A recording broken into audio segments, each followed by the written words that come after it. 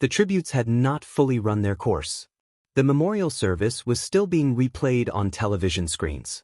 The condolences from decades of viewers were still finding their way into comment sections and email inboxes.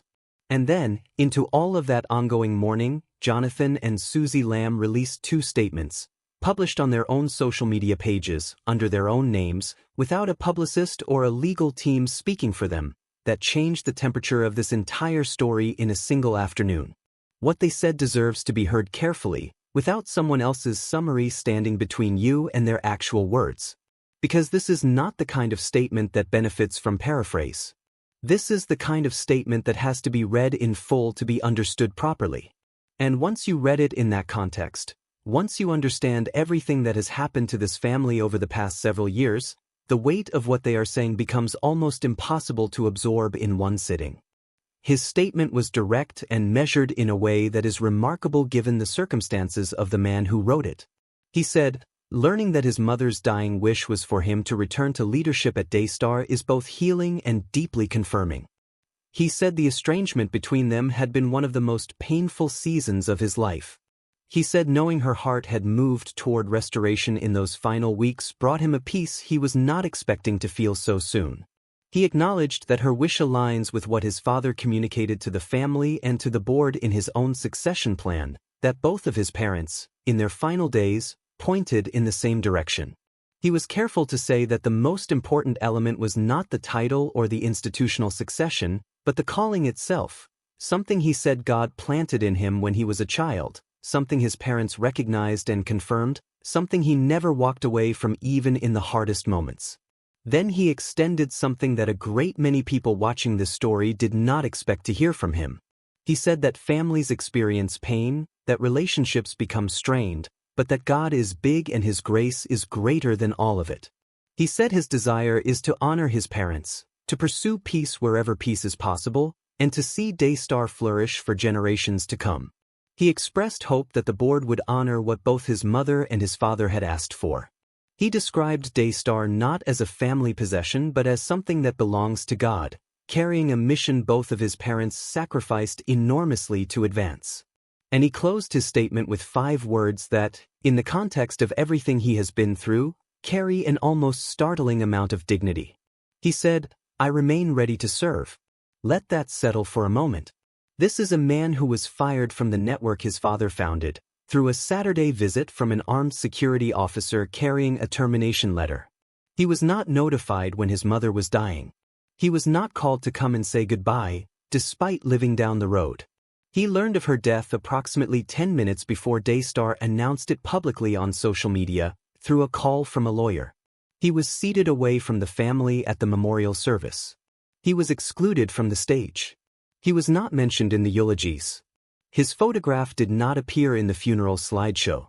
And what he chose to say after all of that was, "I remain ready to serve." That is not the language of bitterness. That is not the posture of a man trying to seize something through manipulation or public pressure. That is a son who has carried an extraordinary amount of loss and pain and public humiliation, and who is still choosing to speak the language of faithfulness rather than grievance. The clarity of the succession picture, when you line up all the documented elements side by side, is something the board at Daystar cannot honestly claim to be confused about. Marcus Lamb put his wishes in writing before he died. Jonathan was named as the successor following Joni. That was communicated to both the family and the board. It was documented in a succession directive that Jonathan has referenced consistently in every statement he has made about this matter, and which no one with direct knowledge of the document has publicly contradicted. Then, approximately 3 weeks before Joni died, she met privately with board member Tom Callender. According to an anonymous source with direct knowledge of the conversation, a source whose identity was verified by investigative journalist Julie Roys, and whose account Jonathan and Susie confirmed, Callender told this woman that during that meeting, Joni said, "If Jonathan tries to reach out, give him back Daystar." Callender initially responded to the woman's follow-up calls with tears and enthusiasm. He said he had been waiting for that phone call. He said they needed to make it happen. He reached out to Jonathan. Conversations began. There was warmth on both sides, and what appeared to be a genuine opening toward the reconciliation that so many people watching from the outside had been praying for. And then Calendar spoke to Rachel and Rebecca. 2 days after Joni's memorial service, he sent a text message. Its contents were blunt and complete. He asked the woman to immediately correct any statement she had made about speaking to the head of the board, and denied that he had ever communicated anything about Joni's final wishes to her. He walked back everything, apparently without explanation, and went silent. So here is where the succession picture stands. Marcus pointed to Jonathan in his succession directive. Joni, according to a credible, corroborated, first-hand account, pointed to Jonathan 3 weeks before she died. Jonathan himself has publicly and graciously stated his readiness to serve. And the only parties pointing a different direction are the daughters and a board that has, as of this writing, chosen silence over transparency on virtually every question that matters. That silence, at this point in the story, is its own kind of statement. Alongside the public declaration about the dying wish and the succession, Jonathan and Susie posted a second statement. It is shorter, more precise, and in some ways more important than the first. Because it tells us something that was not previously public, something that explains exactly why the reconciliation process that appeared to be unfolding between the funeral and the board members' reversal ultimately stalled. Jonathan and Susie wrote that in the recent conversations about reconciliation, they had expressed a genuine willingness to pursue peace, forgiveness, and healing within the family. They were specific about what that willingness did and did not include.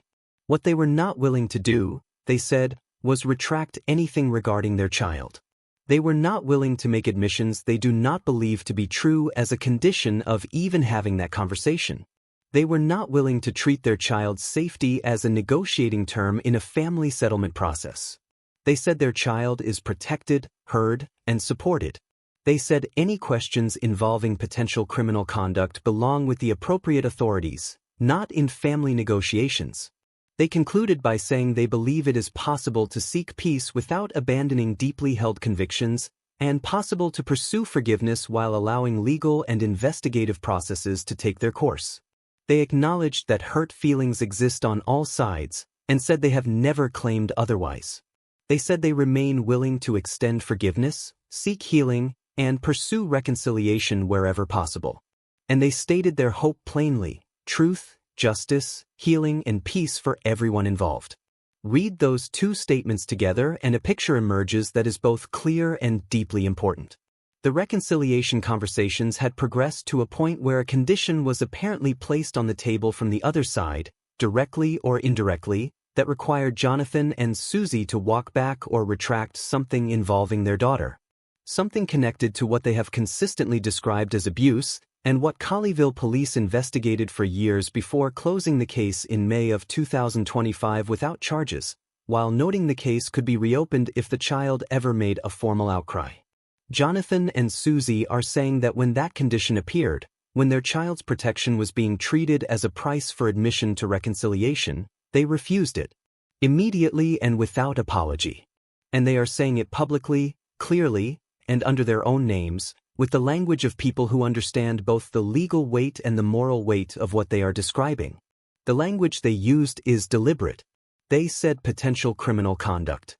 They said the appropriate authorities, not family negotiations.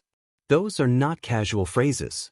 They are the phrases of people who have either already engaged law enforcement or are drawing a clear, documented, public line about where accountability must live.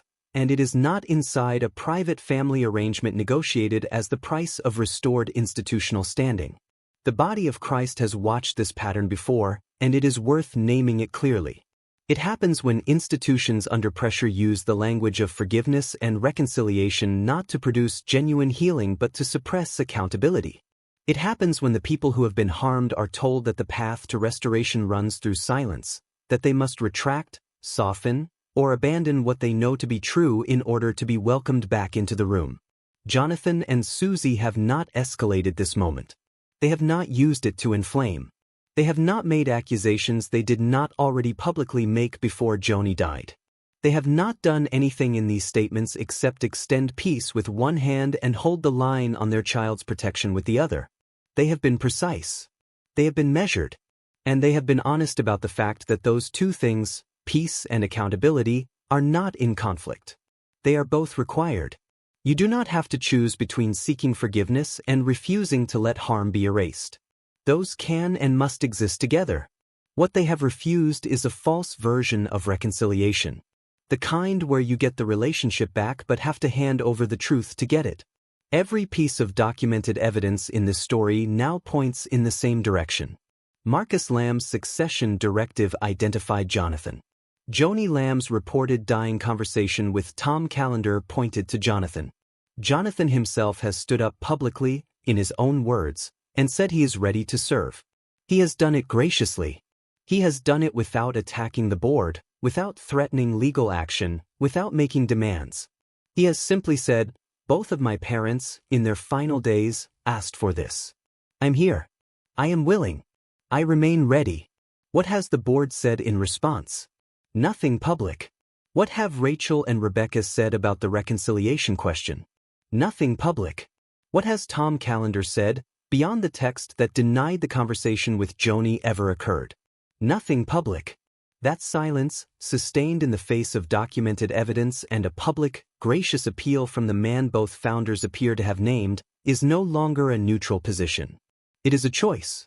And it is a choice that the people who have given financially to this ministry for decades, who have trusted this organization with their faith and their resources, deserve to see addressed openly and honestly. Daystar's ministry jet made 24 round-trip flights from Fort Worth to Colorado Springs in roughly 18 months, at an estimated cost approaching $800,000. Joni's salary jumped 140% after Marcus died, crossing $1 million annually. The family collectively drew nearly $2 million from the ministry in a single year.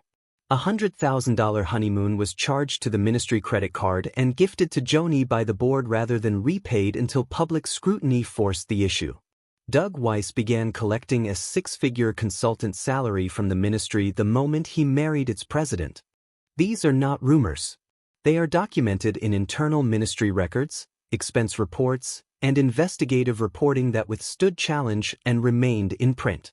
And the man who raised those concerns internally, through proper channels, in documented meetings, before any of it became public, is the same man now standing outside the institution asking to be given back what his father named him to carry.